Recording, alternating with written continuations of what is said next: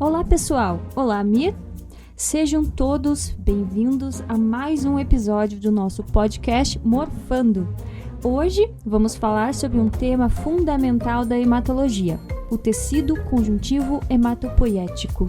É isso aí, Diana. Vamos explorar os diferentes tipos de células que estão dentro desse tecido, suas funções, a importância de cada uma clinicamente e aproveitem muito esse podcast para revisar ou entender um pouquinho mais sobre o assunto.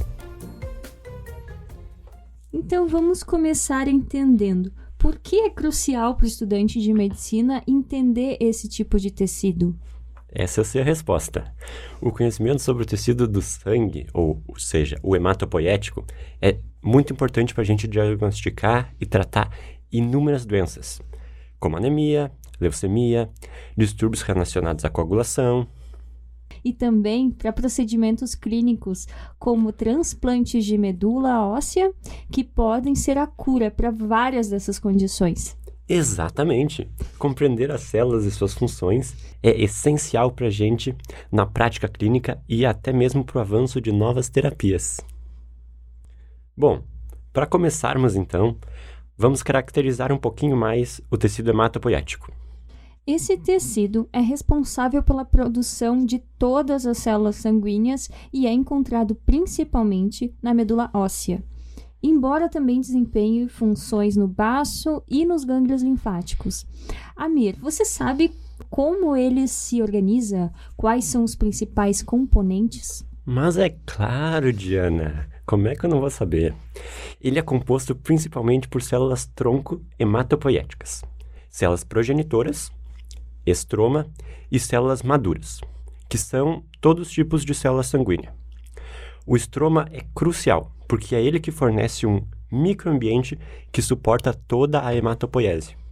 Mas enfim, vamos com calma. Vamos começar primeiro pelas células tronco hematopoéticas.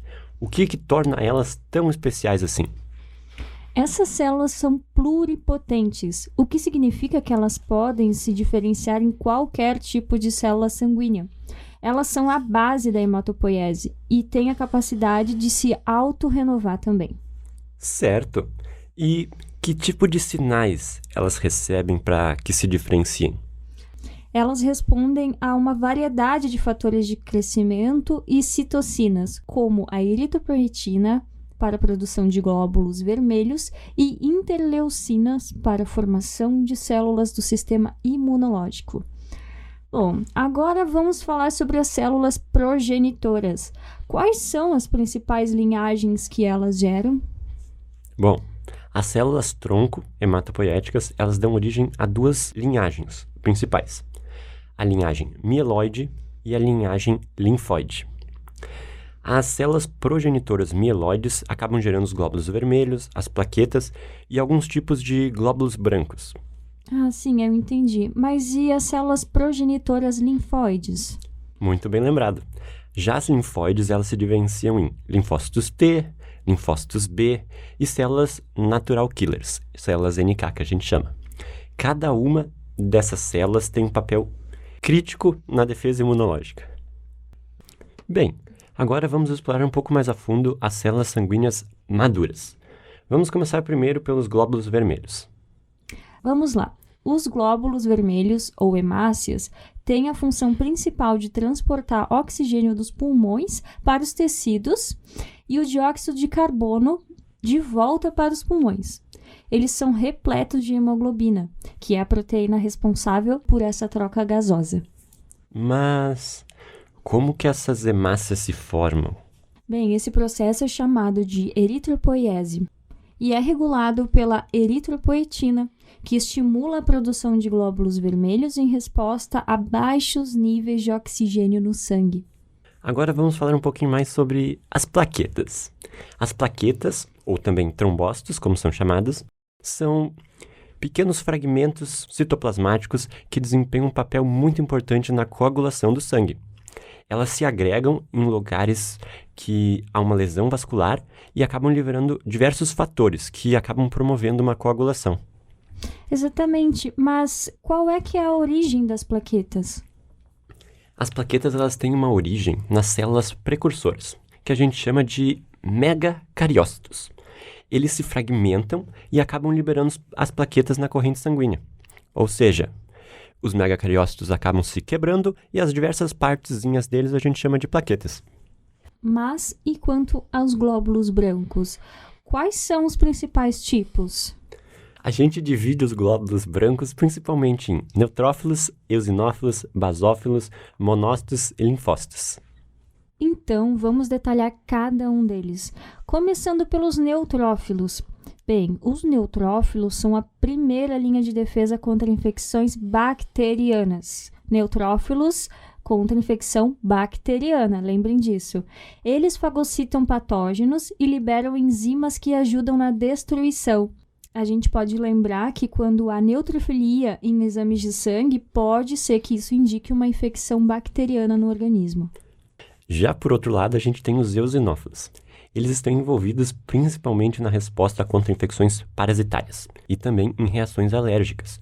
Eles liberam diversas substâncias que acabam combatendo tanto os parasitas quanto liberadas também em reações alérgicas. Existem também outras células chamadas basófilos, que são menos comuns e liberam histamina em reações alérgicas, promovendo a inflamação. Mas, Amir, você conhece os monócitos? É claro que sim. Os monócitos, eles ficam circulando no nosso sangue. Quando eles migram para os tecidos específicos, eles acabam se transformando em macrófagos. E é esse macrófago que é importante. Esse macrófago, ele entra em ação e ele realiza o que a gente chama de fagocitose. Nome complicado, mas basicamente ele come o bichinho.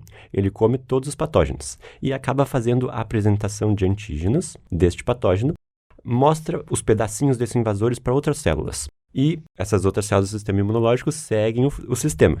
Ele é como se fosse um dedo duro, que avisa quando tem alguma coisa de errado acontecendo ali. Por fim, então, temos os linfócitos. Os linfócitos T, os linfócitos B e as células natural killers são fundamentais na resposta imunológica adaptativa inata. Esse assunto vocês vão rever muito, mas com muito detalhes mesmo, quando vocês começarem a estudar imunologia. Os linfócitos T ajudam a reconhecer e eliminar células infectadas, enquanto os linfócitos B produzem anticorpos. Muito bem, Diana.